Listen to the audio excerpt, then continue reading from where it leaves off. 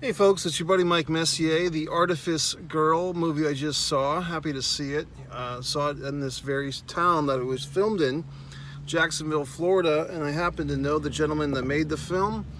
I would say we are friendly, friends perhaps, friendly acquaintances at the least, but great guy who really did a nice job with not only this film but his previous film. This one is titled The Artifice Girl, and it's about, well, first of all, should you go see it? I think so. I think you should see this movie. And it's not just to support your local independent filmmaker crap routine. This is a legitimate movie. Good sound and picture, great acting, really dense, as in thick script with a lot of layers of the story.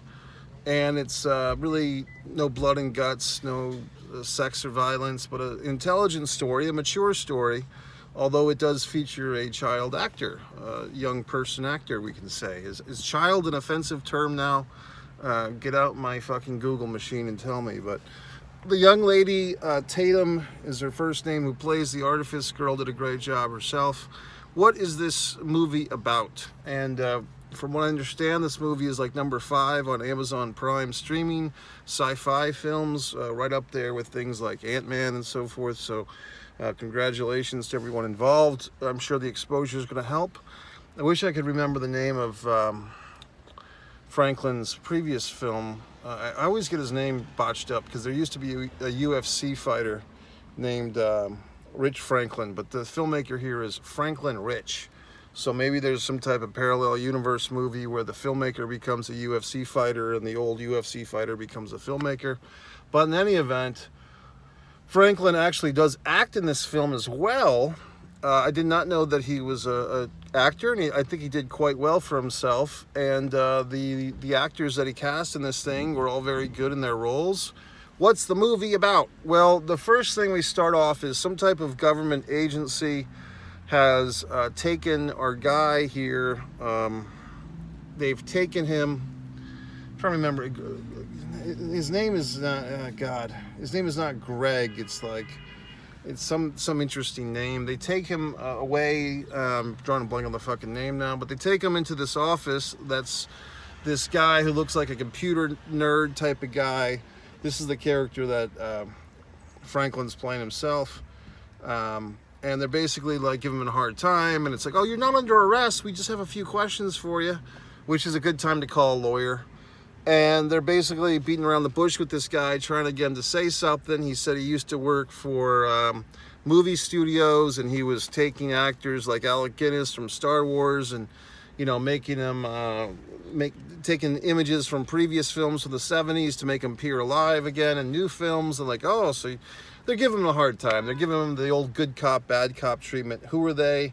Female cop, a gentleman cop. They're giving him the old 1-2 good cop, bad cop routine, trying to squeeze him for what he's worth. And what they're really trying to get him to do is give up his handle on the internet, on these chat rooms where apparently, and here's where this movie becomes very mature, pedophilia is running rampant, which unfortunately it is. Sex trafficking, our world is disgusting, as we all know.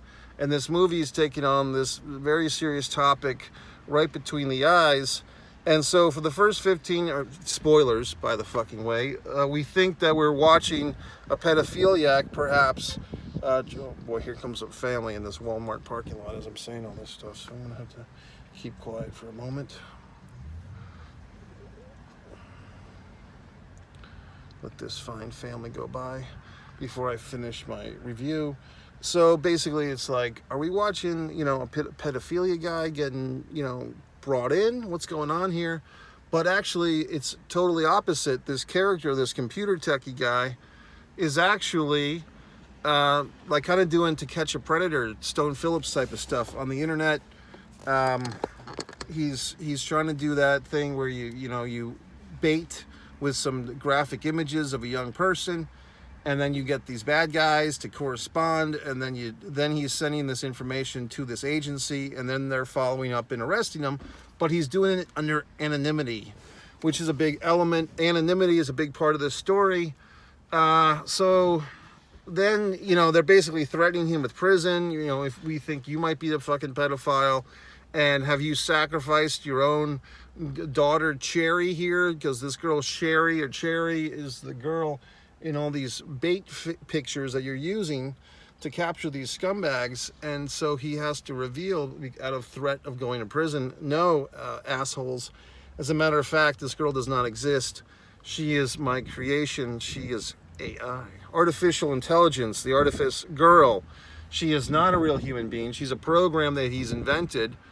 And so then you kind of get into it, and then it's revealed rather quickly that he created this AI, but she seems to be learning things on her own. She seems to be learning stuff on her own. The Artifice Girl, the computer program, is actually seeking knowledge somehow on its own, and now it's almost like she's doing this by herself. So, and there's an actress playing the Artifice Girl, and that's the Tatum actress. She did a great job. So different elements that I thought of in this thing. Probably most people don't know all of these. Of course, you know Pinocchio.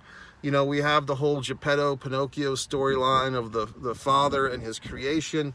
Frankenstein's monster, a tinge, maybe Bride of Frankenstein. Also, you know, a totally different mood, but the old sitcom Small Wonder. I don't know if Franklin was even familiar with that show, but Small Wonder was about a robot. This was like mid-'80s comedy hijinks.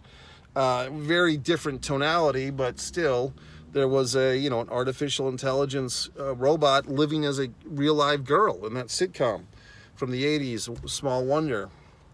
But this, like I said, there's so many elements here, very thick script. We have issues about, off the bat, pedophilia and trying to stop that, and invasion of privacy and all these things. And then we kind of jump, then like the basic thing is the two cops step off, they go off screen to have a little teat-to-teat, leaving our creator here, the creator of the Artifice Girl and his creation, to have a conversation. And she basically reveals that she's the one that sent all her information to this agency directly, because she's starting to see that her creator, what happens to him if he passes away or something.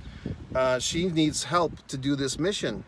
So she sought out the feds, which was pretty interesting. So now we're seeing that she's kind of established free will for herself in this interesting way.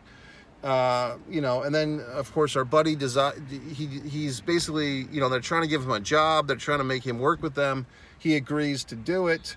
And then we flash forward about 15 years later, and now our tech nerd has kind of gotten a haircut. And this is the cool thing about independent film. If this was a studio film, with the exception of Castaway with Tom Hanks, he had to lose a bunch of weight, so they actually took a year off from filming Castaway for the weight gain on the island stuff. Most feature films, they want to film in 4 to 6 or 8 weeks at the most. Pirates of the Caribbean or something like that might be 10 or 12 weeks. But most films, I know friends that make feature films for studios with 2 weeks, but 4 weeks, 6 weeks, anywhere in there is about right. With Franklin's film, he was able to use time to his advantage, and credit to him, because he was able to, with the pandemic situations, is basically when he was filming this, but to age the actual actress and to change his own look. I thought he was quite effective with the haircut, because he comes in and now instead of being, say 25 or whatever, he's like 45, his character. And the other two actors also have to kind of age a bit, and they do so with nice, hair changes, and I think one of the characters is using a cane. So, they did a pretty good job of aging everybody. And here comes more people, so hold on.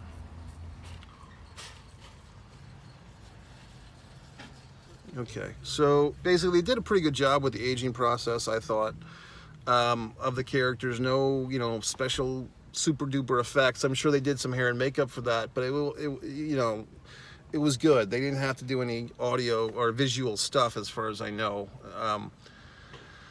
And so now the second part of the movie's kind of broken up into these three time periods, and there's actually a fourth that's shown in flashbacks. So the second time period is like 15 years into this thing, and the controversy is, should the Artifice Girl be merged with this other program that's like an actual marionette, like a full-sized human body that this other company has been working on.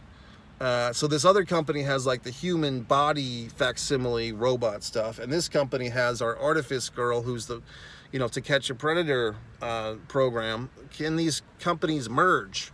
And that's the debate, and you know, they have a big debate about it, and eventually the Artifice Girl herself seems to have the final word, and she wants to go for it. And now we've really seen, and there was some really cool stuff in here where it's revealed that the Artifice Girl has, the AI has developed so far beyond, you know, this robotic, you know, tell me what to do program. She really is thinking for herself.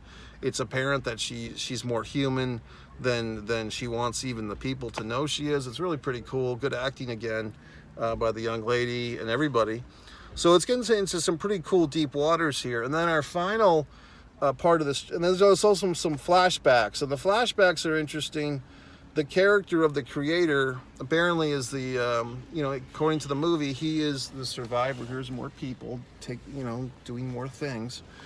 God. So the creator of this Artifice Girl is the victim of sexual abuse as a child. And now I won't ruin the final fucking thing. I encourage you to watch this movie.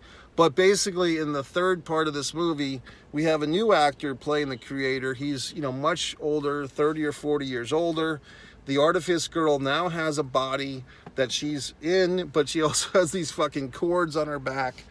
And they're having like this meal. And what I liked about this movie, you know, having made some independent stuff myself and having been in a whole lot of them, and also being in big budget films, I know all these different nuances and differences. But what they did, you know, Franklin and his team did was, because it does take a village to make a movie, they made the most out of, I would say, 4 locations, and maybe even just 3, because the part 1 and part 2 were both in a conference room and might have been the same conference room, just redesigned.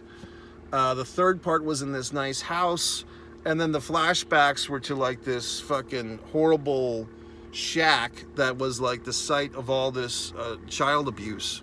So we get a big story with very, you know, what, half a dozen actors, and not even half a dozen, 3 police, the Artifice Girl, and the guy playing the older creator guy. So, you know, 5 actors. I'm trying to think if I'm forgetting anybody. I think 5 actors, 3 or 4 locations, and, you know, I was a little getting a little bit restless in the first part of the movie, in the setup with the conference room. You mind? I felt like I was in there maybe 2 or 3 too many minutes. I mean, it's tough as a film watcher to be stuck in a room. I know that's the point, because it's giving you the claustrophobia that the characters are experiencing, but in any event, a big story told with limited locations, and especially considering this was filmed in the middle of pandemic times, it's a credit to, like I said, to Franklin and his teammates there, his DP, I believe the gentleman's name, I think it's a guy actually, Britt.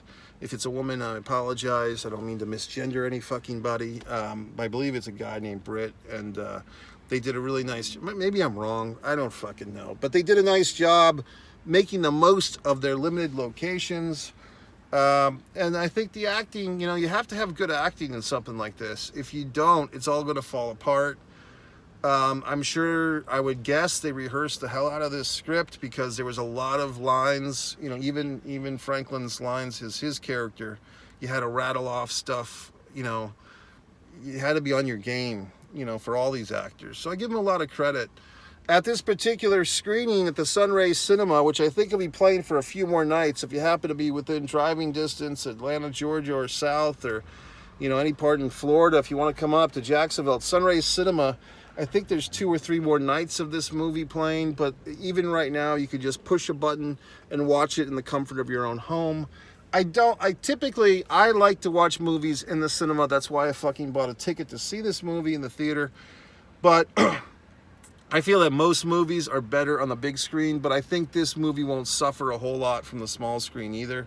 And these days, a lot of people have really nice TVs, decent size, good audio.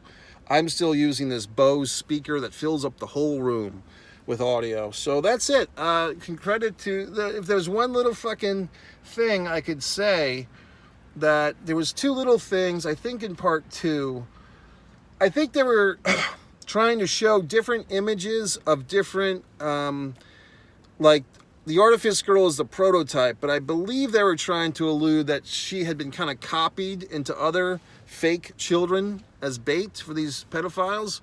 And I believe it was kind of like a little confusing because there was like this picture, all these pictures on the wall, and I don't know if these were all the fake kids or what the fuck was going on. And then there was like a little girl who looks at the wall, and then we come back and she's a full-size adult, but so that's like the 6th actor, the 6th character, but I don't really see where that character went, or if she was supposed to be a metaphorical character to represent the other Artifice children. I'm not really sure.